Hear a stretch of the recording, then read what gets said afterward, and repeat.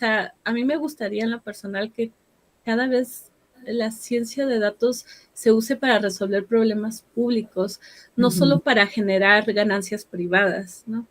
O sea, que nos sirva para diseñar mejores políticas, servicios más equitativos, decisiones más justas.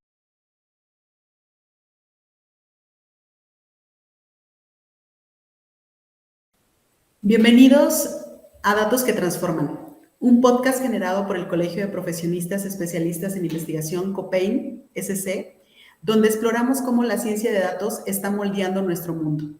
Hoy nos sumergiremos en el fascinante universo de los datos, desentrañando su poder y su impacto en nuestra sociedad. La ciencia de los datos ha emergido como una fuerza transformadora, impulsando avances en diversos campos, desde la medicina y la tecnología hasta la economía y la política. Pero ¿cómo está cambiando realmente nuestras vidas? Para ello, el día de hoy tendremos a nuestra invitada especial, la doctora Claudia Andrea Vidales Basurto. La doctora Claudia es licenciada en Física por la Universidad Autónoma de Zacatecas.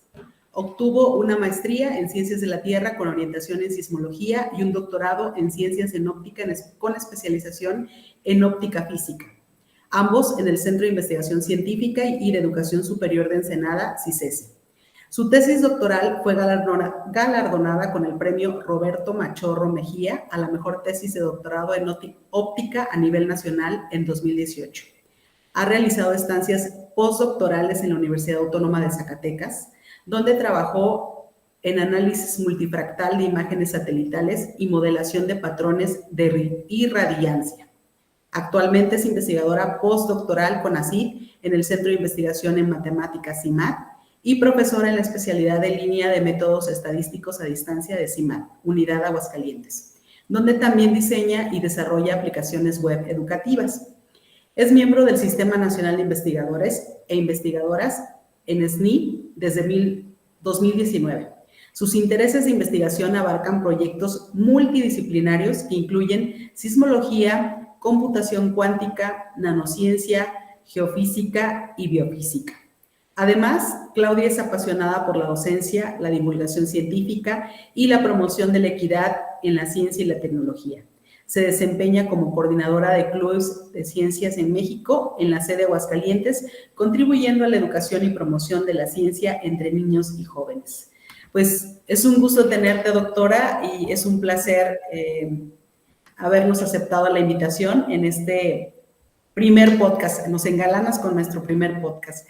Y bien, doctora, pues vamos a dividir la entrevista en 3 segmentos. La primera parte, pues, en este sentido vamos a ver como los fundamentos de la ciencia de datos. Y quisiera que nos explicaras qué es exactamente la ciencia de datos y cómo se diferencia del análisis de datos tradicional.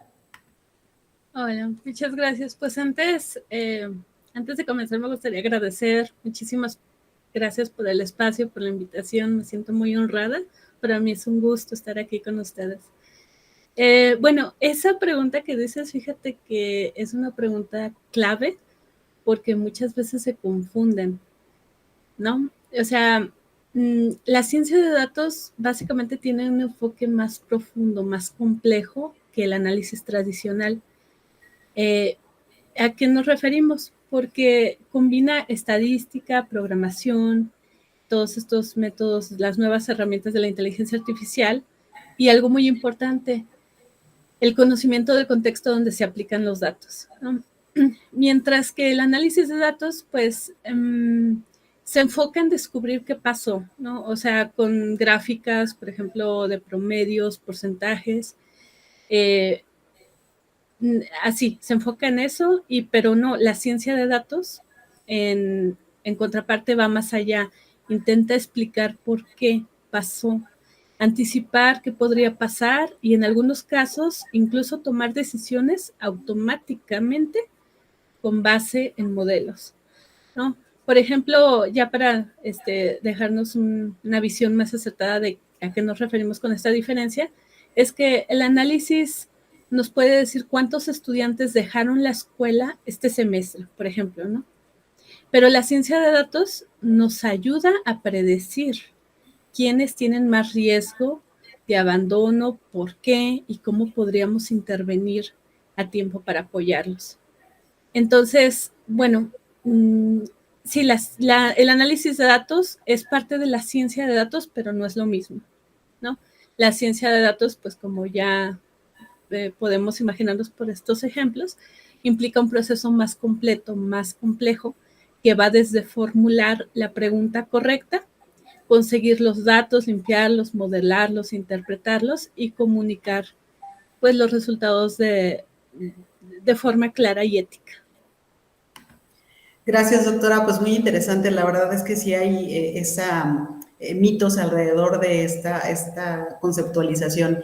Y por otro lado, ¿cuáles son las principales herramientas y técnicas que utilizan los científicos de datos? Bueno, ahí depende mucho del proyecto, pero en general se usan herramientas en lenguajes de programación como Python o R, sobre todo. Aparte que son de acceso universal, ¿cómo le dicen? Gratuito. Open Access. Open Access. Y tienen una comunidad muy, muy grande, por lo que tienen muchísimas bibliotecas que ayudan a facilitar el análisis y el modelado. Para temas más avanzados, por lo general se utilizan pues estos que ya involucran cuestiones de inteligencia artificial, ¿no? Como el Skitlearn, TensorFlow o PyTorch, por ejemplo. También se trabajan con base de datos con herramientas de visualización como el Power BI y muchas veces con servicios en la nube cuando los datos son muy grandes o vienen en tiempo real. Pero más allá de las herramientas, lo importante es tener una buena metodología y acorde, ¿no? Acorde al objetivo, al problema que estamos trabajando, ¿no? Y para esto, pues necesitamos entender el problema, qué queremos resolver. Bien, así es, doctora. Y qué bueno que están estas comunidades científicas, ¿no? De Open, porque eso ayuda muchísimo. Y en este sentido, ¿cómo se recopilan, procesan y analizan grandes conjuntos de datos? Nos mencionaste por ahí ya de la inteligencia artificial, pero nos gustaría que ahondaras más en esta parte. Sí. Bueno, hay también muchísimas formas. Bueno, esto ya cuando nos referimos a grandes volúmenes de datos, supongo que te refieres al Big Data, ¿no? Es correcto. Esta explosión de datos que estamos teniendo de forma exponencial, ¿no? Bueno, ahí entran unas tecnologías, como por ejemplo el Spark, o el Hadoop, que estos nos permiten procesar datos en paralelo. Pues sí, porque por lo general nosotros cuando utilizamos, por ejemplo, Python, ¿no? Hacemos uso del Pandas, pero Pandas pues ya se queda muy atrás cuando ya son grandes volúmenes de datos, ¿no? Entonces ya se necesitan pues estos frameworks o plataformas o tecnologías, como las que mencioné, ¿no? Que el Spark, el Hadoop. Bueno, en este contexto también pues hay que pensar en cómo se va a almacenar, transformar y asegurar estos datos, ¿no? Pero bueno, yo creo que lo que hemos aprendido, bueno, lo que he aprendido de los expertos en CIMAT es que más datos no significan mejores decisiones, ¿no? El reto está en saber qué datos debemos de usar, cómo estructurarlos bien y sobre todo cómo interpretar lo que están diciendo, ¿no?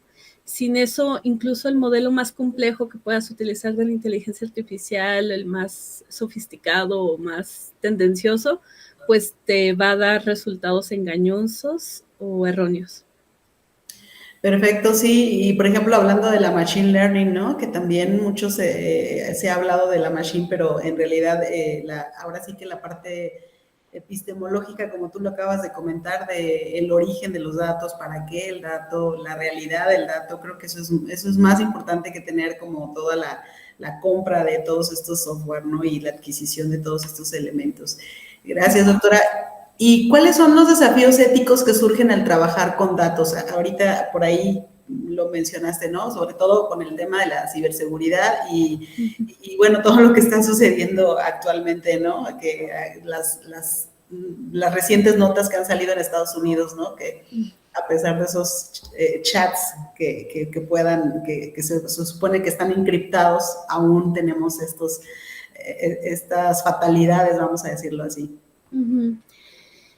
Pues fíjate que eso que comentaste, pues es uno de los temas más importantes hoy en día, ¿no? Bueno, por un lado está el uso de los datos personales, ¿no? Hay que, o sea, una gran pregunta, ¿no? ¿Se recolectaron con consentimiento? Nos dimos cuenta, ¿no? De que están recolectando. Y sobre todo nos están usando de forma justa, de forma profesional, ética, ¿no? Luego, pues vienen estos sesgos. O sea, sí hay que tener muchísimo cuidado en cómo se trabajan, en la ética, porque aparte de esta situación de que si tenemos el consentimiento para utilizarlos y los estamos utilizando de forma apropiada, pues está esto de que pueden ser muy propensos a un sesgo, ¿no? Por ejemplo, si entrenamos un modelo con datos históricos que ya tienen desigualdades, o sea, que ya tienen esos sesgos, pues esos sesgos se van a replicar, ¿no? Se van a reproducir consecuentemente. Entonces, también hay que tener mucho cuidado, hay que ponernos a estudiar a fondo de los modelos que vamos a implementar, porque hay modelos tan complejos que ni siquiera sabemos cómo están tomando las decisiones, ¿no? O sea, los estamos tomando tal cual como una caja negra y pues eso también es muy importante porque no sabemos cómo los estén manejando los datos, ¿no? Y aparte de la decisión, o sea, cuáles son todos esos procesos que está realizando, nos quedamos así ciegos de su procedimiento. Entonces, por eso cada vez hoy en día se está hablando más de este término de inteligencia artificial explicable, de transparencia y de tener equipos interdisciplinarios que piensen no solo en la precisión del modelo, sino en su impacto en la vida real y tener pues este cuidado en su manejo de los datos, ¿no? Así es, doctora. Y fíjate que ahorita lo que acabas de comentar bueno, va a dar pauta a la siguiente pregunta, porque ¿cómo podemos, cómo una persona, vamos a decir, normal, bueno, que a lo mejor no tenga un previo conocimiento ni una suposición de esto, cómo ella puede comprender esta ciencia de los datos y sobre todo cómo puede aplicarla en su vida diaria, ¿no? Que eso es lo más importante, ¿no? Cómo tener esos cuidados y ya esas situaciones que nos acabas de comentar, ¿no? De ética sobre todo. Ajá. Bueno, ¿cómo puede tener cuidado? ¿Te refieres a qué medidas podría tomar para que no sea uso de sus datos? O sí, ¿qué medidas podría tomar? Y sobre todo, ¿cómo de repente, como tú dices, nos toman nos toman los datos y de repente nosotros vamos a una aplicación, entramos a una aplicación y ni siquiera hacemos esta reflexión de decir, bueno, ¿y en qué momento solicité mi consentimiento? ¿En qué momento yo pude dar una pauta o el abanico para que pudieran a lo mejor hasta después ya me llegan ciertos correos y cierta información que se supone que a lo mejor yo no tenía claridad? Entonces, como una persona, sobre todo una persona que más o menos que pues sí use su correo y todo, pero que no tenga como esta habilidad de identificar, vamos a decirlo así, ¿no? Porque a lo mejor los que estamos en el medio sabemos perfectamente, ¿no? Que sí podemos identificarlos, pero una persona que a lo mejor diga, no, pues yo utilizo mi correo y hago esto, pero resulta que ya me empezaron a llegar notificaciones y bueno, muchísimos de los elementos estos que hay.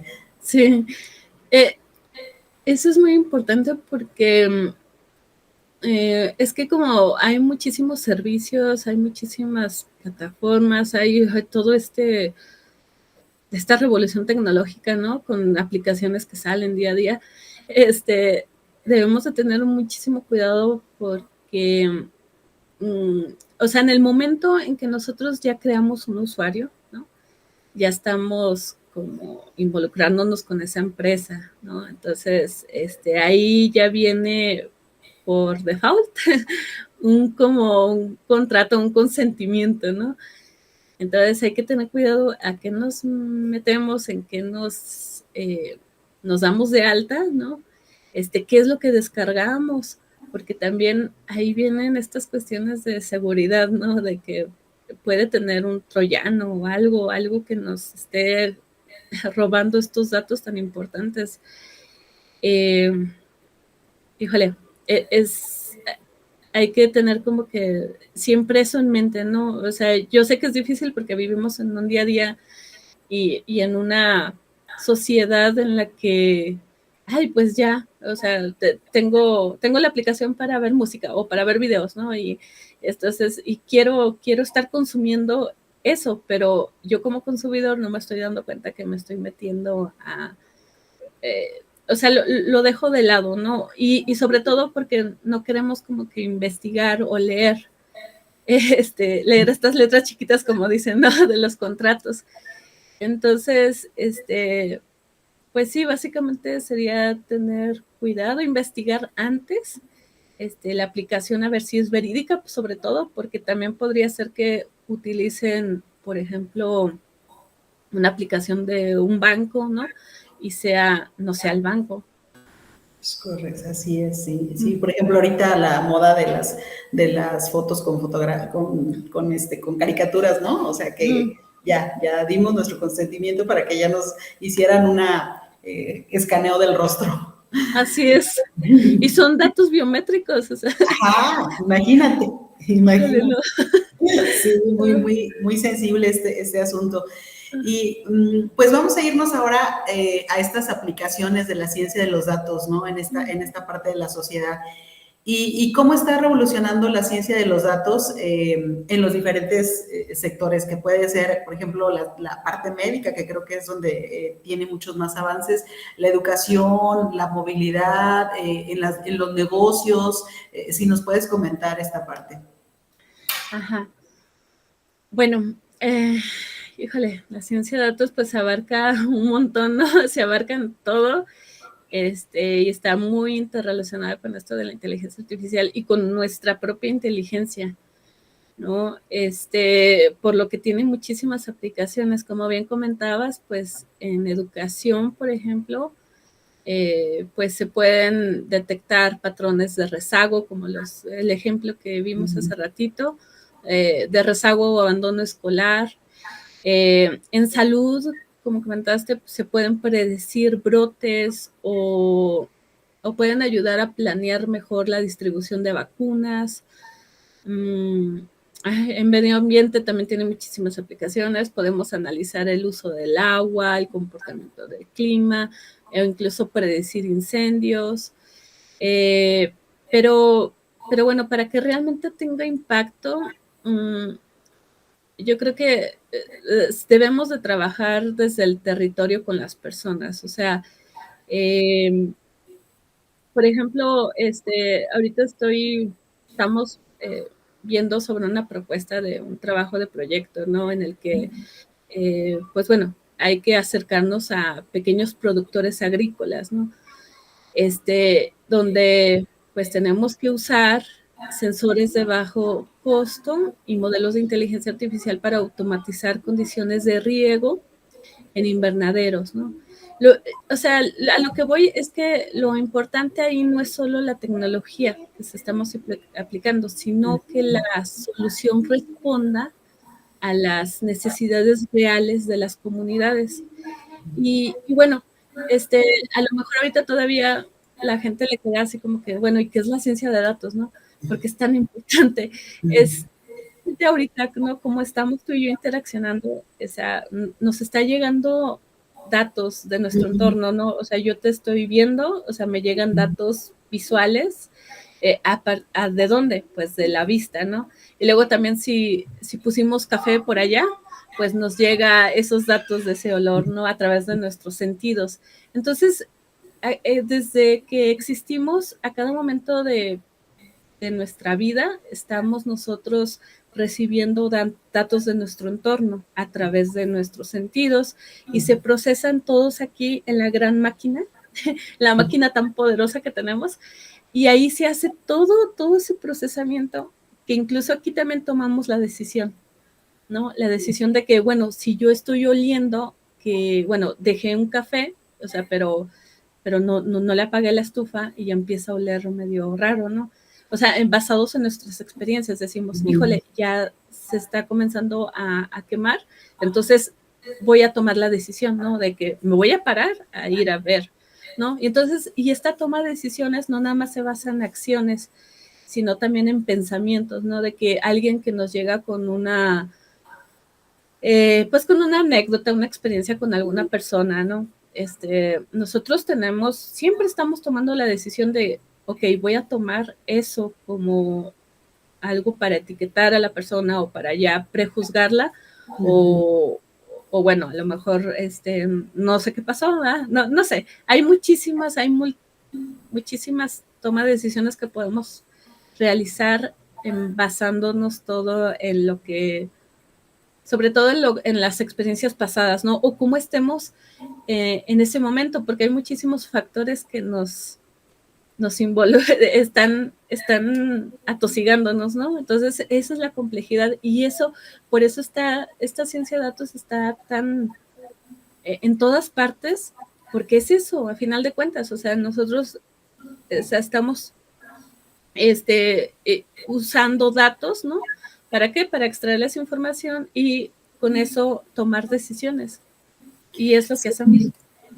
Sí, doctora, fíjate, y comentaste un tema muy interesante, sobre todo esta parte de trabajar con los territorios. Yo creo que esa parte de apropiación de el conocimiento y saberlo gestionar, esa parte es la que tendríamos que trabajar con las comunidades, ¿no? Que en realidad esa ciencia de datos a lo mejor no es algo tan sofisticado, sino cómo esa ciencia de datos verdaderamente me ayuda a la sostenibilidad y a la sustentabilidad sobre todo en los negocios, en cualquier sector, ¿no? Pero esa parte de hacer propio ese conocimiento y además que ellos empiecen a reproducir su propio, vamos a decir, círculo de aprendizaje, ¿no? Eso está padrísimo, porque sí lo acabas de comentar. Gracias, doctora. Y en este sentido, ¿de qué manera, bueno, ya nos platicaste sobre cómo las empresas están utilizando estos datos para la toma de decisiones?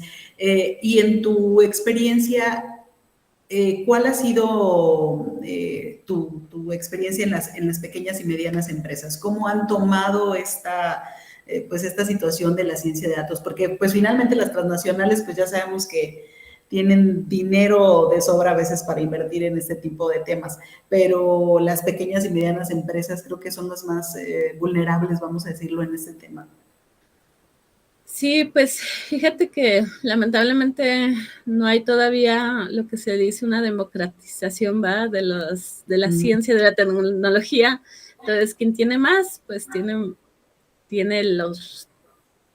lo mejor, ¿verdad? Entre comillas. Pues sí hay una gran desigualdad en ese sentido. Y aparte, dejando de lado eso, pues porque no están como precisamente lo que dicen, ¿no? O sea, las grandes empresas tienen el poder adquisitivo, tienen personas pues que conocen del tema, ¿no? Y las otras pequeñas y medianas, pues no, o sea, ellos están, a lo mejor son empresas familiares o no, entonces y no tienen ese conocimiento y no tienen forma de contratar a alguien. Entonces, ese desconocimiento, ¿no? de estas tecnologías, pues lo llevan a que pues estén comenzando con un rezago en esta transformación digital, porque es lo que estamos viviendo, ¿no? Es una transformación digital en todos sentidos, en todos aspectos, y pues pues bueno, nada más les va a quedar pues no sé, pues yo creo que para todo se está pensando, ¿no? O sea, también estos desarrollos tecnológicos se están pensando para esas personas de medianas y pequeñas empresas, ¿no? ¿Para qué? Pues las grandes empresas pues les van a vender, ¿no? Algo. Ya en el momento que ya vean que sí efectivamente necesitan atender esa necesidad, lo van a comprar, ¿no? Ya se los va a estar ofreciendo a esa grande empresa. Exacto, sí, sí, sí. Y en este sentido, pues acaba de salir el índice de madurez digital que salió la semana pasada por Kio, una de las empresas que hace muchos estudios de tecnología, y decía que solamente el 1% de las empresas empieza a utilizar la inteligencia artificial, y estamos hablando de empresas a nivel nacional, que se cuentan las grandes empresas, ¿no? Entonces, es todavía, como bien dices, hay una brecha muy, muy grande en esta parte. No sé si nos puedas platicar algunos proyectos que se tienen con CIMAT sobre este tema de la ciencia de datos, además del proyecto de agronegocios que nos acabas de comentar. ¿Qué más tiene o qué más está trabajando en los, vamos a decir, en el sector de las redes de ciencias de datos? ¿Qué más está trabajando bueno, para ir a estos objetivos de desarrollo sostenible, de la sostenibilidad y la sustentabilidad, ¿no? Que en ese sentido tendremos que buscar ese punto de coincidencia. Pues no conozco más allá de proyectos, porque he estado como que muy inmersa en buscando redes de colaboración, vinculación y en los propios. Lo que sí es una realidad es que hay como una, o sea, necesitamos nosotros entender que esto es multidisciplinario, interdisciplinario, ¿no? Y necesitamos tener ir desarrollando estas habilidades blandas, ¿no? De comunicación asertiva con los demás para trabajar en equipo, eso es muy importante. Entonces, bueno, en este contexto, no sabría decirte sobre otros proyectos. Lo que sí te puedo decir es que para que se desarrollen los proyectos hay siempre todos estos retos y desafíos, ¿no? Por ejemplo, aunque alguien no, o sea, yo por ejemplo que quisiera, no sé, hacer un proyecto de, no sé, de algo de cuestiones de salud, ¿no? Pues a veces no está a la disposición de los médicos, ¿no? No tenemos esa disposición, esa apertura a colaborar. Y bueno, entonces, si no tienen esa disposición, pues no tenemos los datos, ¿no? Los datos no existen, ¿no? O si existen, a lo mejor están dispersos. En este sentido de lo que te comento, que hay mucha renuencia a la colaboración de la comunidad de salud, sobre todo con nosotros, es porque hay una desconfianza en la tecnología, ¿no?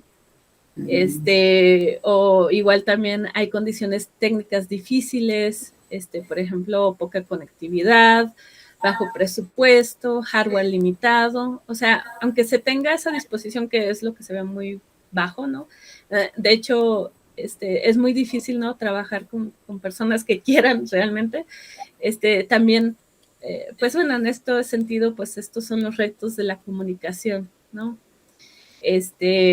También tenemos que saber explicar lo que estamos haciendo, involucrar a las comunidades y ser flexibles sobre todo, ¿no? Pues muchas veces hay que adaptar los modelos para que funcionen con los recursos disponibles, ¿sí? Ya cuando se está avanzando en proyectos. Y pues bueno, básicamente, como te digo, no, o sea, yo lo que he aprendido es que el trabajo interdisciplinario es clave, perdón, es clave, y necesitamos esta comunicación asertiva, respetuosa, de colaboración, ¿no? Ahí cuando se juntan pues cuando nos juntamos científicos de datos con físicos, con matemáticos, con todos ellos, ingenieros, activistas, social, alguien de sociales, de educadores, ahí es cuando las soluciones realmente tienen sentido. Así es, con las redes de apoyo sobre todo y sobre todo como tú lo comentas, cómo ser empáticos a las realidades sociales, ¿no? Que no, porque muchas veces la gente dice, ay, ese es un científico de datos y pues él seguramente sabe más y, ¿no? Lo creemos como, lo endiosamos, ¿no? Y en realidad creo que lo que tenemos que hacer es como bajar la ciencia al campo, ¿no? Y verdaderamente construir soluciones innovadoras y creativas para todas estas comunidades, como los acabas de comentar. ¿Y qué países están a la vanguardia de las ciencias de datos? Que tú hayas investigado acerca de qué países. Pues siempre nos llevan nos llevan los primermundistas, ¿no? Nosotros pues somos un país en desarrollo, entonces no tenemos pues estas, como digo, ¿no? Hay hardware limitado, recursos limitados en mucho sentido, por La lo que no podemos. conectividad. Exactamente.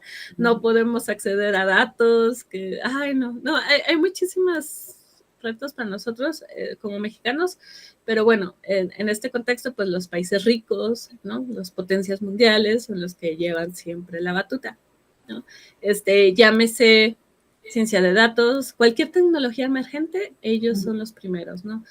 Como te digo, llámese ciencia de datos, inteligencia artificial, computación cuántica, ¿no? Ahorita le están invirtiendo muchísimo lo que es China y Estados Unidos a la computación cuántica, y es otra tecnología emergente. Y bueno, nos vamos a ir a la parte 3, el futuro de los datos. Esta parte 3 del futuro de los datos, pues, ¿cuáles son las tendencias emergentes en esta de la ciencia de datos?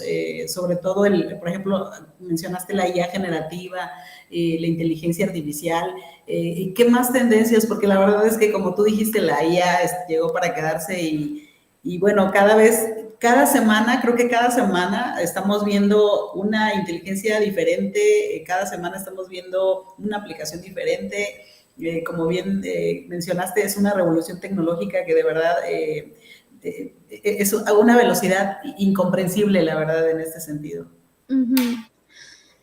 Híjole, pues yo creo que ni siquiera nos imaginamos, ¿no? qué es lo que se está desarrollando, porque ahorita parece una competencia, ¿no? O sea, ahorita estamos en la era de la producción, o no me acuerdo cómo le dicen, el asunto es que ya está el prototipo, ya sácalo a venta. Y eso es lo malo, ¿no? O sea, a mí me gustaría en lo personal que cada vez la ciencia de datos se use para resolver problemas públicos, no solo para generar ganancias privadas, ¿no? O sea, que nos sirva para diseñar mejores políticas, servicios más equitativos, decisiones más justas, pero pues bueno, eso es algo que no va a pasar, ¿no? Lamentablemente, pero sí habemos como que,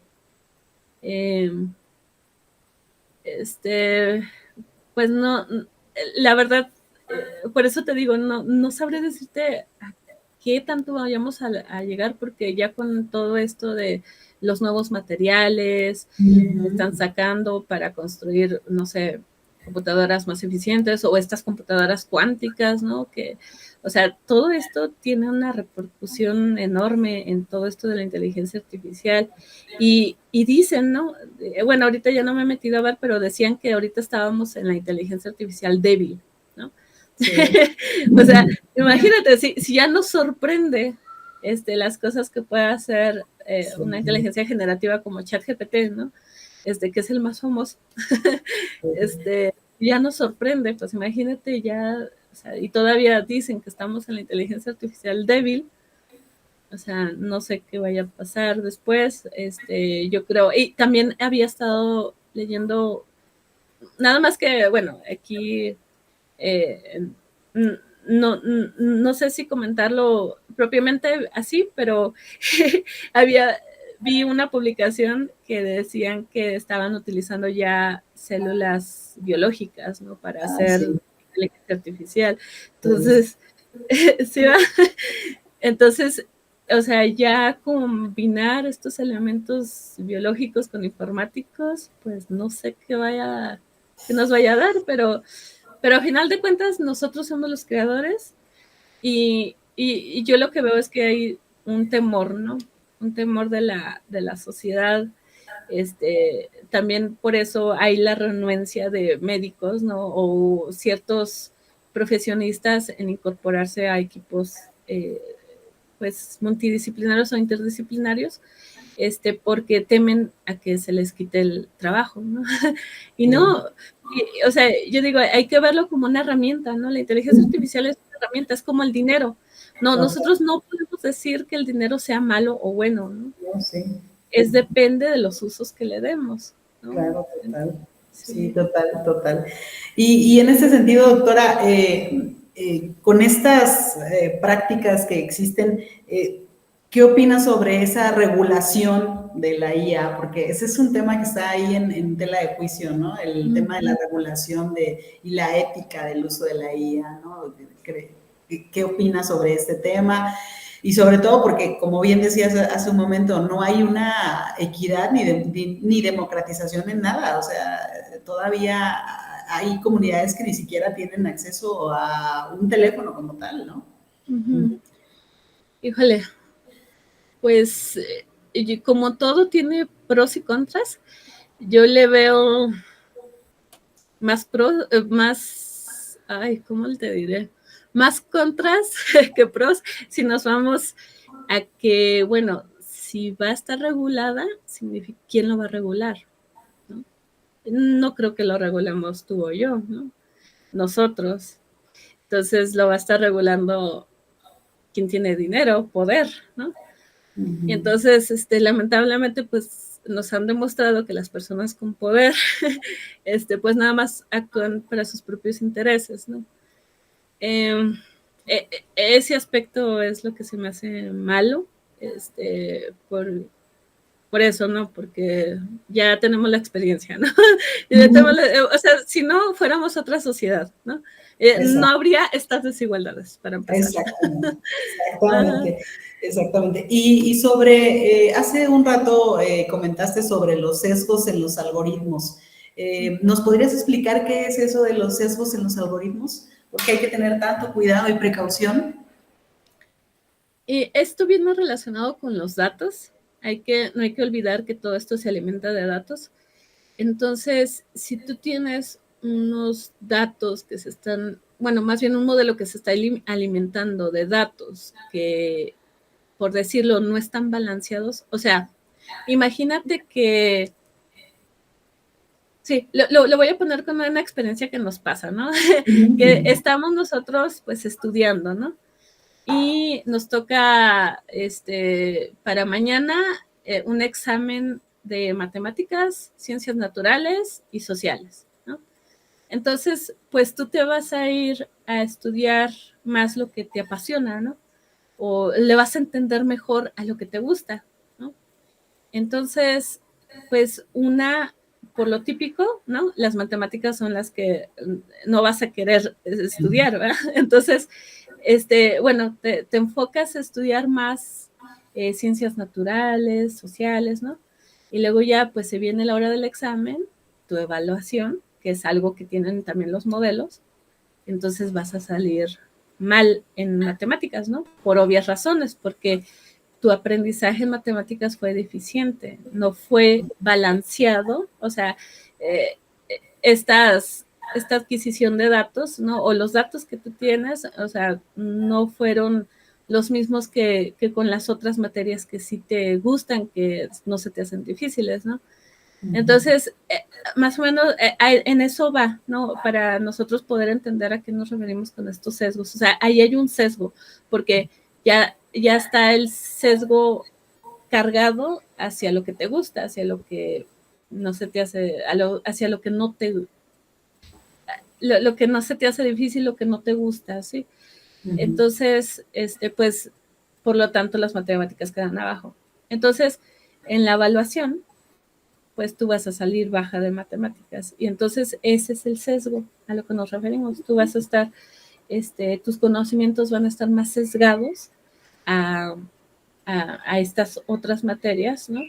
Cuando se supone que para que seas un modelo, pues que pueda dar resolución de forma, pues lo mejor posible, más acertada, pues tienes que tener todo en el mismo nivel. Ok. Sí, a eso nos referimos.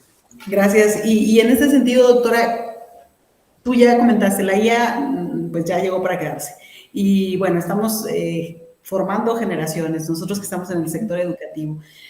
¿Qué estrategias recomiendas tú para evitar estos sesgos y tener mucho cuidado? Porque finalmente, pues, no podemos prohibirlo, ¿no? No podemos prohibirla ya, ¿no? Además sería una tontería prohibirla, ¿no? En ese sentido, ¿qué estrategias recomiendas tú para utilizar justamente un dato realmente que nos sea útil y que sea confiable? Ok, bueno, un dato. Mira, es que cuando lo pones en ese énfasis de para que un dato sea lo confiable, híjole, viene involucrada de todas estas cuestiones de cómo obtuviste ese dato, ¿no? ¿Cómo lo obtuviste? Hiciste un buen, voy a salir como con encima los especialistas de CIMAT, ¿no? Que dicen, hiciste un buen muestreo, ¿no? O tuviste, a ver, ¿cuál es tu tamaño de muestra y por qué hiciste? O sea, viene así como de cómo se obtuvieron esos datos, ¿no? O sea, desde, o sea, ¿cómo hiciste estos experimentos, ¿no? Para obtener estos datos, o sea, eso, pues sería, tendrías que irte al origen de cómo se están generando esos datos y preguntarte si se están haciendo de forma adecuada. No sé si en eso iba tu pregunta. Sí, así es, efectivamente, sobre todo porque pues los chavos hoy nuestros alumnos o nuestros discentes están buscando la IA y tú les dices, pero ¿estás seguro de que sí? Sí, y sacan una información y realmente obtienen a veces obtienen falacias, ¿no? O sea, a veces lo utilizan no hacen como ese proceso vamos a decirlo, ingeniería inversa, ¿no? De que, a ver, aquí está la información y, oye, como lo acabas de comentar, ¿no? ¿De dónde provino? ¿Qué fuentes hay? Todo eso, ¿no? Entonces, en ese sentido, a eso me refería, sí. Okay. Sí, ya poniéndolo así como dices tú, sí,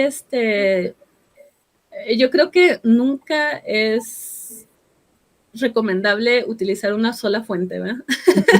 Hay que buscar varias fuentes y ya tomar nosotros la decisión bueno, cuál es la que tiene más veracidad. Sí. Y como lo dijiste, la verdad es que nuestra mayor máquina es esto y creo que esto es lo que debemos de seguir utilizando y ahora sí quedando ese pensamiento crítico, ¿verdad?